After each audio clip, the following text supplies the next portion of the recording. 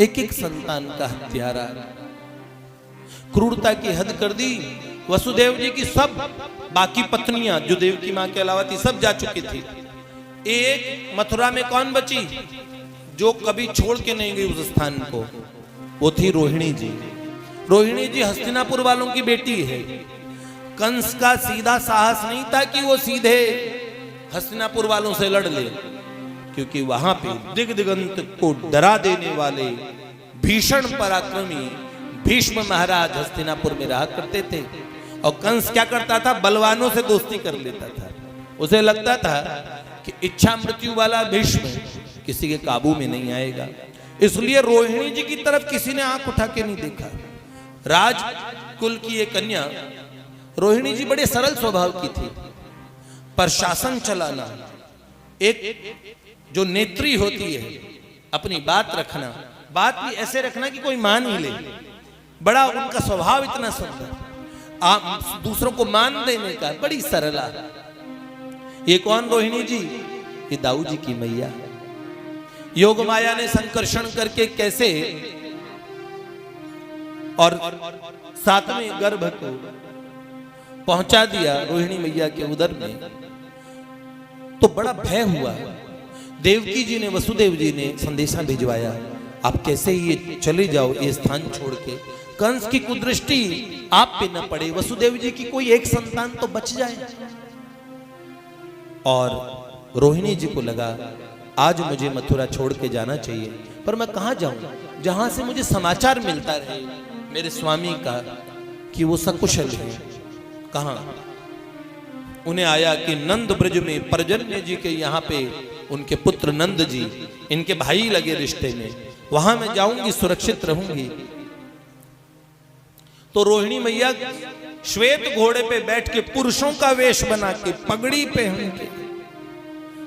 पहन के सुबह सुबह से प्रातः में भ्रमण करते हैं, सुबह सुबह प्रातः भ्रमण के लिए निकलते हैं, ऐसे अपना घोड़ा लेके निकली। किसी को शक नहीं हुआ, लगा कोई आदमी सुबह घूमने जा रहा है घोड़े पे। मथुरा के परकोटे खोले और वो घोड़ा दौड़ता चला गया और गोकुल महावन की तरफ पहुंचा। बाबा नंदजू की हवेली में एक घुड़सवार आके रुका और तेजी से दौड़ के आया। तो बाबा नंद के छोटे भाइयों ने, सब द्वारपालों ने, सबने सोचा ये इतना खुल के भीतर आने का किसी का साहस नहीं होता।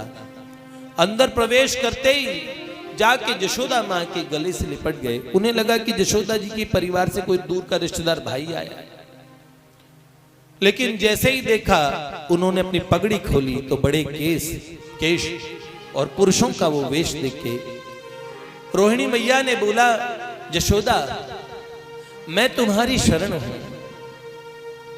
तो उनको देखते ही पहचान गई जशोदा माँ के आंखों में और अश्रुधारा बहने लगी। उन्होंने कहा, जीजी शरण में तो हम आपकी हैं, आप ऐसा ना मानिएगा, आज से इस गोकुल को गोकुलेश्वरी मिल गई।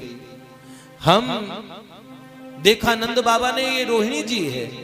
उन्होंने कहा आयु में नंद जशोदा बहुत बड़े हैं रोहिणी जी से, पर पद में रोहिणी जी बड़ी हैं। क्षत्रिय कन्या होने से उन्होंने बड़ा गौरव माना रोहिणी जी का कि आप हमारी जीजी हैं। जशोदा रानी को बोला, जशोदा जी, जैसे बोला जशोदा रानी ब्रजेश्वरी ऐसे बोलने लगी तो जशोदा जी ने चरण पकड़ लिए, जीजी मेरे को आप नाम से बोलो, मुझे बोलो यशोदा। नहीं मैं भोजन नहीं करूंगी, जल नहीं पीऊंगी, आप मेरे को, हम सब आपको जीजी बोलेंगे, आपका आदर करेंगे।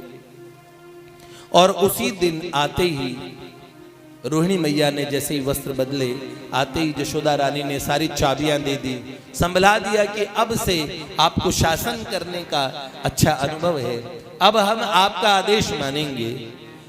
और जैसे ही मधुमंगल जी ने देखा और रोहिणी मैया को हाथ पकड़ के कहा, मैया मेरे दादा आने वाले हैं ना? तो मनसुखा को रोहिणी मैया ने कहा, थोड़ा शर्मा गई। उन्होंने कहा, बेटे जो आएगा तुझसे छोटा ही होगा ना, तो दादा कैसे?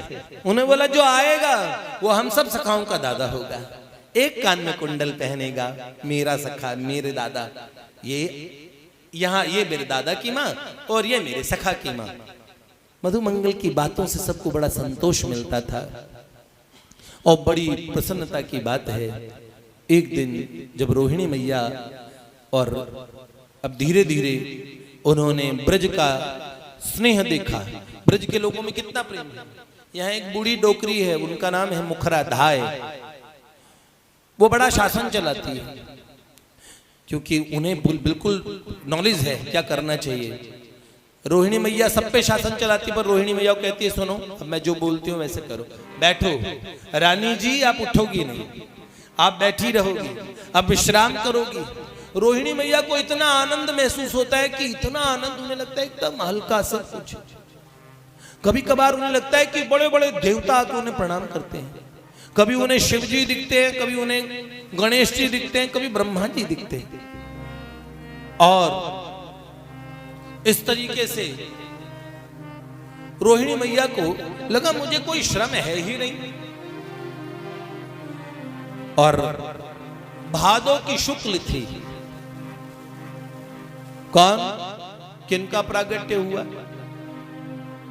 उस रात्रि में सब देवताओं ने आके स्तुति की और कहा मां अनंत जननी, आप भगवान अनंत की जननी हैं, तो हम आपको प्रणाम करते हैं। और उसी समय भगवती पूर्णमासी महल में पधारी, नंद महल में। उन्होंने आते ही कहा आप भगवान के अनंत प्रिय, भगवान अनंत की गरिमामयी माता बनने वाली हैं और मैं आपको पूर्णमासी प्रणाम करती हूं। तो रोहिणी जी ने कहा जगदम्बा आप भी मुझे प्रणाम करेंगी, मुझे आशीर्वाद देने वाला कौन रहेगा? उन्होंने कहा जो आपके उदर में है। 11 महीने तक हमारे दादा आए ही नहीं भैया, दाऊद जी 11 महीने तक नहीं आए। माता जी तो वैसे ही परेशान थी, पर कोई कष्ट नहीं था उन्हें, बहुत आनंद था, सदा चुप रहने को मन करता था। बाबा नंद जी बीच में पूछवाते थे, यशोदा रानी से कहते थे अरे कोई दोहद होता ही नहीं। दोहद मतलब जब कोई बालक गर्भ में होता है तो माता को एक इच्छा होती है, कई माताओं को इच्छा होती है घूमने चलते हैं पहाड़ों पे, कईयों को इच्छा होती है भजन करने की, कईयों को इच्छा होती है ये थोड़ा ये वाला सामान खाते हैं, कुछ खट्टा खाने की, कईयों कहते हैं अरे कुछ मीठा मीठा खाते हैं। दोहद होता है, दोहद। तो पूछते हैं दोहद होता है, तो रोहिणी मैया कहती है मुझे क्या दोहद होगा, मेरे पति वहां है, मेरे मन में कोई इच्छा ही नहीं होती, बस मन शांत रहता है, आनंदित रहता है, निश्चिंत रहता है, ऐसा लगता है बस मुझे त्रिकाल में किसी का कोई भय नहीं है, परमानंद की स्थिति में रहती हूँ, पर दोहद कुछ होता ही नहीं। तब भी बाबा नंद जी कहते संकोच न करो, भाभी को बोलो कि यहां संकोच न करें। हाँ? पर ऐसे ही बार बार यशोदा रानी पूछती है। 11 महीने बाद में और शुक्ल की सृष्टि जो षष्ठी तिथि है, अपने यहाँ कब होता है? यहाँ ब्रज में बलदेव छठ बोलते हैं ना, और ऐसा पंचमी भादो शुक्ल पंचमी की रात्रि में ही सब देवता आ गए, सब ने स्तुति की, दिव्य दृश्य देखा। माता रोहिणी के रोम रोम से अमृत की वर्षा हो रही थी, श्रांति क्लांति कुछ भी नहीं थी, ना कुछ भ्रांति थी, शरीर फूल सा हल्का हो गया। और मधुमंगल रात में जिद करने लगा, मैया दादा आएगा मैं रात को रुकूंगा तेरे पास। तो सब ने समझा के बोला भगवती पूर्णमासी लगी, एक बार देख तुझे घुमाने ले जाती हूँ। अरे मेरे दादा आएगा, मैं मुझे नहीं घूमना है। अरे लाला छोटे बालकों को नहीं रहना चाहिए, देखो तेरे दादा आएगा, तुझे तेरे दादा से मिलवाएंगे। और उसी दिन मध्य दिन आंगन में पुष्प वर्षा हुई, आकाश में दिव्य तेज छा गया। और ऐसे में बधाई हो बधाई हो बधाई हो, कौन?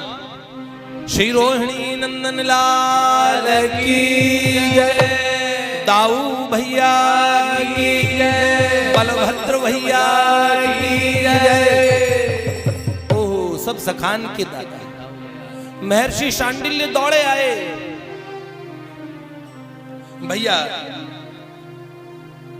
ब्रजपति ने जात कर्म इत्यादि कराए, नंद बाबा ने, और कहा अरे भाई छोटा सा उत्सव करना, छोटा सा। छोटे से उत्सव में अपने दुशाले उछाल उछाल के, अपने गमछा उछाल उछाल के गोप नाचे, ऐसा ही उत्सव किया, इतना दान दिया। बाबा ने कहा सब लुटा दूंगा। और फिर तो छोटा उत्सव है। रोहिणी मैया कह रही बाप रे बाप, छोटा उत्सव ऐसा है तो बड़ा कैसे करते। भगवती पूर्णमासी ने लाला को गोद में लिया, दादा को, कहा ये अति मानव है।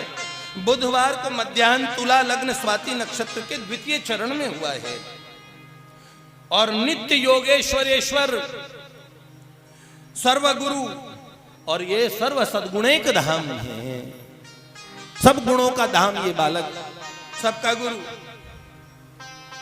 बड़ा मस्तक सूंघा। अब दाऊ जी के बरही भूमि स्पर्श दुग्ध पान इत्यादि सब संस्कार हुए और जब धात्री होने का कौन संस्कार लेगा, इनकी धात्री पहले, इनको दूध का पान कौन कराएगा। तो सुरभि गैया का दुग्ध मंगा के सुंदर पीढ़े पे स्वयं यशोदा रानी बैठी, गोद में दाऊ को लिया, दक्षिणावर्ती शंख लिया, महर्षि शांडिल्य मंत्र पढ़ने लगे। गौतम ऋषि, कर्ण ऋषि, कणाद ऋषि, सब पंडित जी बन बन के आ रहे हैं। सब ऋषियों ने कहा हम भी आएंगे, हम भी तो आपके मित्र हैं, तो हमें भी तो करने दो। यहाँ पे सबके गुरु भगवान अनंत आए हैं। मंत्र पढ़ने लगे और सुंदर मंत्र पाठ के बीच में भगवती यशोदा रानी ने धात्री होने का सौभाग्य लिया। लेकिन एक बात, बालक बिल्कुल शांत, न रोता है, न हंसता है, न कुछ मांगता है, भूखा है तो भूखा है, प्यासा है तो प्यासा है, शून्य में कुछ देखता रहता है। हाँ, पर जैसे ही तो रोहिणी मैया रो पड़ी, मेरे लाला को ये क्या हो गया, पुत्र मिला, वो भी एक वसुदेव जी का एक नाम लेवा पुत्र रहना चाहिए, इसकी रक्षा के लिए मैं यहाँ जतन करी। ये बालक तो बिल्कुल शून्य में रहता है, क्या बात है, ना हंसता है, ना रोता है, ना कुछ। तो भगवती पूर्णमासी ने कहा, शांडिल्य ऋषि ने कहा चिंता न करो, ये अपने छोटे भैया की प्रतीक्षा में है। मधुमंगल दौड़ के आए, पलने में कहा ओ दादा, दादा। तो उन्होंने बोला पोल खोल दो। इतने में दादा कुछ नहीं बोले, अपना हाथ उंगली मधुमंगल के मुख पे रख दी कि ज्यादा मत बोलो। हाँ, तब मधुमंगल झूम झूम के नाचा। देखो दादा आए, भाई दादा आए, बधाई माए आज बधाई माए, बधाई माए आज बधाई माए, आज बधाई सब ब्रज छाई, आज बधाई सब ब्रज छाई, ब्रज की नारी सबे जुड़